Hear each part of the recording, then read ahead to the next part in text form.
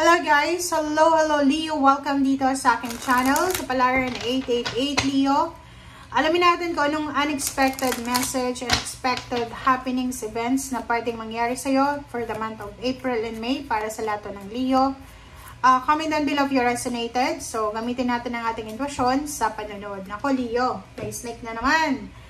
Wow! Queen of Swords. Nakakaloka. Okay, Leo. Nako. Leo, 7. Snake. Mag-iingat ka, Leo, ha. May Leo dito na kailangan mag-ingat. Mag-iingat ka sa isang Queen of Swords. Queen of Swords, babae siya. Babae siyang Gemini, Libra, and Aquarius. Ang Leong ito ay posible kang maka-encounter ng air signs na pwede kanyang ihabla.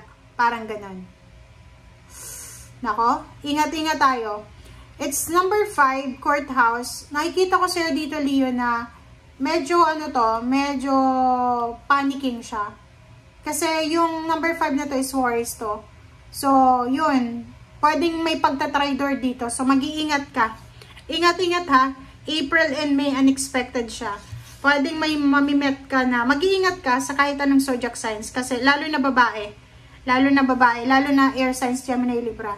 Kasi pwede silang, twisted yung mind nila eh. Twisted yung utak nila na pwede ka nilang ihabla, diba? Dalhin sa barangay, sa police, or anything na hindi natin alam kung bakit.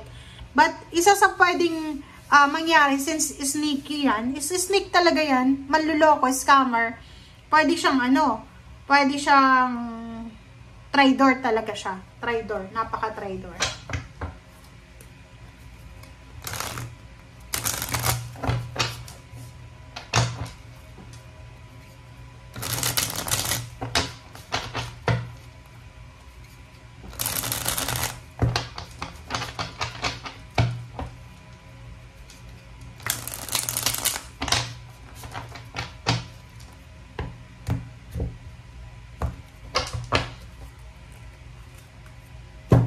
Okay, Leo. Nandito na naman, no? Diba? So, kung makikita mo, Leo, dalawa yung 7 of Swords mo dito, eh. Dalawa yung snake. So, unexpected siya. Mabuti lang at nabasa natin. So, mag-iingat talaga kayo. Pwedeng dalawang tao yan, lalaki or babae. Leo, basta this month of April and May, prone ka sa mga traidor. Ang daming traidor sa paligid mo, mag-iingat ka. Napakaraming traidor. Ten of Swords, dito sa Ten of Swords, sinasabi ng bara sa'yo na closure siya eh. 'Di ba? So, nakikita ko sa'yo dito na posibleng pag-uusapan ka ng mga tao. I-judge ka ng mga tao dito. Okay? So, Ten of Swords is, kung makikita mo to, mga raven na yan, pinag-uusapan ka. Bakit ganun? Comment down below if you resonated. Pero kung ako sa'yo, mag-iingat ka. Mag-iingat ka sa pag-share ng information mo. Mag-iingat ka din sa pakikipag-usap. Kasi napapaligiran ka ng ng the devil eh. Mga inggitero yung nakapaligid sa'yo. Mga snake. Snake sila, traidor. Okay? Yung Ten of Swords na yan, ibabackstab ka. Ang Ten of Swords na yan ay lilibakin ka nila.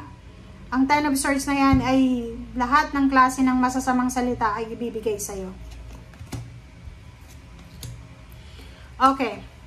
So, yung iba naman na Leo dito, sinasabi ng bara sa'yo na posibleng makakapag-desisyon ka na mga ibang bansa or posibleng makakapag-desisyon ka na lumipat ng bahay, lumipat ng lugar, makakapag-desisyon ka na umalis para magtrabaho sa ibang lugar, para hanapin yung financial success.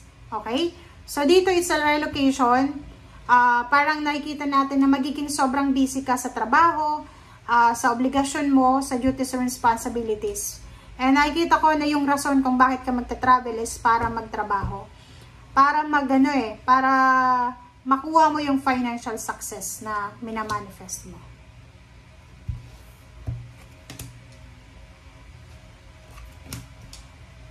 Okay.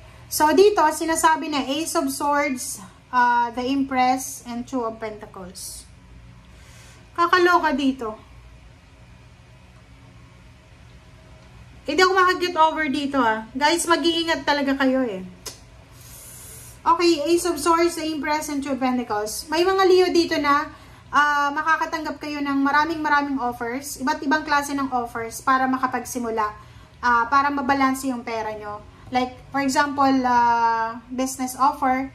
Diba? Kung unemployed ka, pwedeng trabaho yung i-offer sa'yo. Kung may business ka naman, additional business ito na i-offer sa'yo. Okay? So, nakikita natin na yung balitang ito ay may pagkakataon para makapagsimula ka ng bagong buhay. Pwede din ditong may mga good news about baby, newborn baby, may pagbubuntis, may maglo-launch ng business, may magsasign ng contract, or ano man ito na new beginnings. Two of Swords, and then Judgment. So, nakikita ko sa'yo dito na may ibang Leo dito na parang hindi siya makapag-desisyon ng tama. Yung pabalik-balik yung decision making niya. So, yung number 22 dito is balance. May Leo dito na kailangan mag-desisyon ng agad-agad. Or kailangan niyang mag-desisyon para sa kanyang sarili. So, yung Two of Swords nito is yung parang may kailangan kang gawin. May gusto mong lumipat ng bahay, lumipat ng trabaho, maghanap ng trabaho, mag-retire, parang ganun. So, pabalik-balik ka doon, hindi ka makagawa ng sarili mong desisyon kasi nalilito ka. Okay. Okay, so dito naman sa last 3 cards natin, Leo, sinasabi ng baraha sa'yo na may partnership dito na mabubuo. So, pwedeng may business kang ilo-launch or bubuksan sa buwan ng April and May. And yung business na to ay tama yung mga tao na kasama mo dito. Yung mga tao na kasama mo, yan, di ba? 3 kayo. Pare-pareho yung mindset yung 3. And yung King of Cups dito, sinasabi ng baraha na yung business na sisimulan mo, yung trabahong sisimulan mo ngayong April and May, or pwedeng May, ay posibleng siya yung magdadala sa'yo ng peaceful financial freedom. Parang ganon.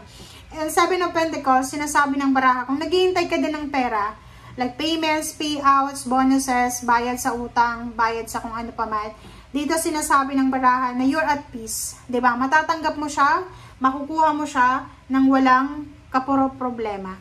Okay. Diba? So, sinasabi din sa'yo dito, Leo, na for the next 2 months, yung King of Pentacles, yung pera, yung dream money, 'di ba? Yung parang nangangarap ka ng lump sum of money, nangangarap kang yumaman, nangangarap kang makakuha ng ganito ganyan, ay posibleng makuha mo na siya. So, yung pangarap mong lump sum of money, amount of money, ay posibleng on the way na or abot kamay mo na siya. Thank you guys for watching and see you again. Bye!